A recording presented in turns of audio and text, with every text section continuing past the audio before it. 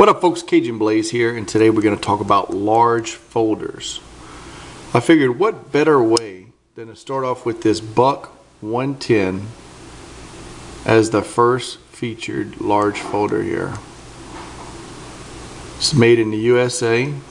It's the Buck 110, and this is called this is what I consider a large folder.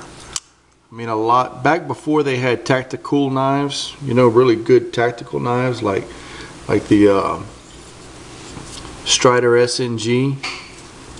Before they made the Strider SNG, which is a great folder, they had what's called the Buck 110.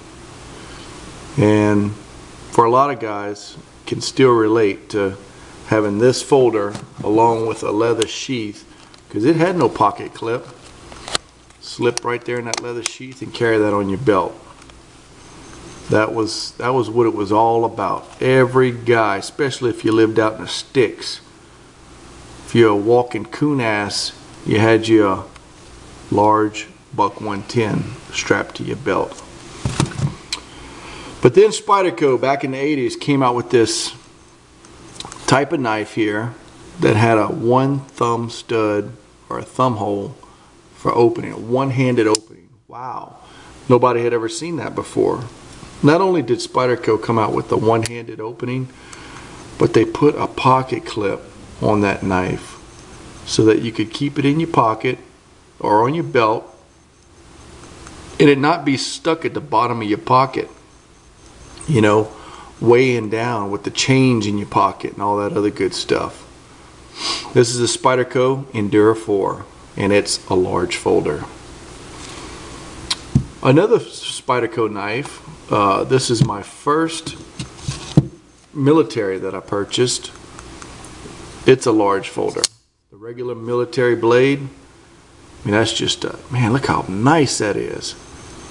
And it's really not that this blade is so huge. It is a big blade, but the handle on it is so large that it just makes the knife seem really big compared to the Enduro 4. See that, which is a large folder? Big difference there. This is the first military knife that I ever purchased. I have 3 of them now. I have the digital camouflage and then the black handle with the black blade. As far as centering though, they do not sit centered. You know, you've seen my videos. I'm a stickler for that. This one, the first one that I purchased, is probably the best. Sits almost centered, not quite. But at any rate, these are my large folders, and this is the military. Another one by Spyderco is the Mannix 2. Nice large folder.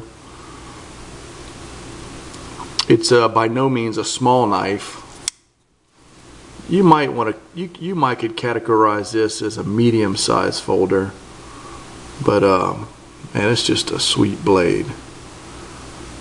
Very nice. 154 cm hollow ground right here. G10. Nice G10 on there. It's gonna focus for you. There you go. Just a large folder. Big, thick, beefy knife. Of course, and Spyderco also makes the Resilience. Spidey guys gave me this, complimentary of those guys. Whatever happened to Spidey guys? They're not on YouTube anymore. Or at least I don't see them making videos. Jess, where you at, buddy? Thank you again for this big old knife. This is a beautiful blade. If you like the tenacious at all, you'll like the persistence and the resilience. Kind of let you see them side by side here. Military, resilience. Also, Spyderco makes a model, the police model. Another nice blade here. Big old long blade. It's a little heavy though. I don't carry this a whole lot. But there you go, that's Spyderco's police model, military, and the Resilience.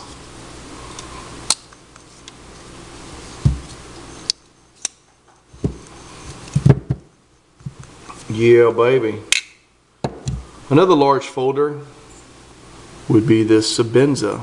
This is the large Sebenza, the regular. Since it's got large in the name, we're going to throw this in the category of large blades. Just a beautiful knife. S30V steel. Now you want to talk about centering? There you go. That's centered. You know, that's that. I wish all knives came like this. The camera takes a while to focus. And then we have the Strider SNG. Another nice blade. Sits centered down there. Doesn't touch either side. That's a nice folder right there.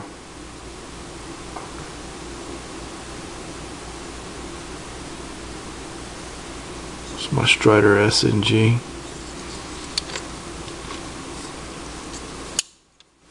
Kind of put them side by side here. Everybody wants to compare the Strider and the Sebenza.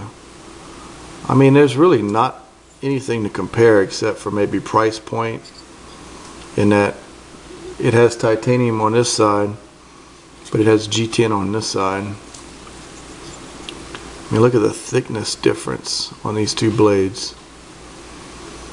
But both are considered large folders, so they're in this category with the large folders. We also have the Ontario Rat 1 folder. Now, that's a large knife. It's not small by any means. I did a review one time on the Rat 1 and the Spyderco Tenacious. Let's put the Resilience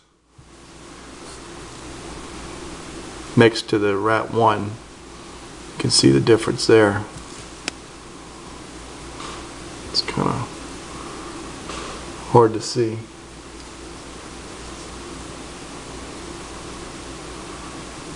But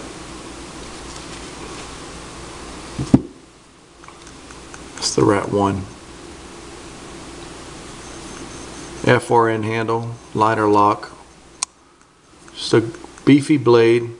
Steel liners are not hollowed out, not drilled out. But you know what? For the money, and I'll say it again and again, this is a great folder for the money. Super smooth, super clean, and just a great work knife. We also have the K-Bar. It's the large Hunter. Let me see here. Just a beautiful, beautiful knife. And it's not that this knife, the blade is so big, it's that it's got such a big handle on it. It's got a huge handle. But it's considered a large folder, in my opinion.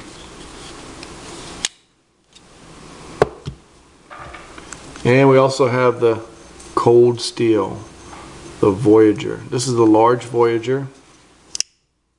Now that's a nice blade on there. It's a big blade. I've been having this knife a long time. I really never carry it anymore, but I'll never get rid of it. And of course, I'll try to do a side-by-side comparison. The cold steel Voyager extra large. I picked this. I'd never carry a knife this big, but you know what? If you see some roadkill, maybe an alligator on the side of the road, and you want to pick him up and put him in your gumbo or your stew, this knife will definitely come in handy. Look how beefy and big that is. Man, that's huge.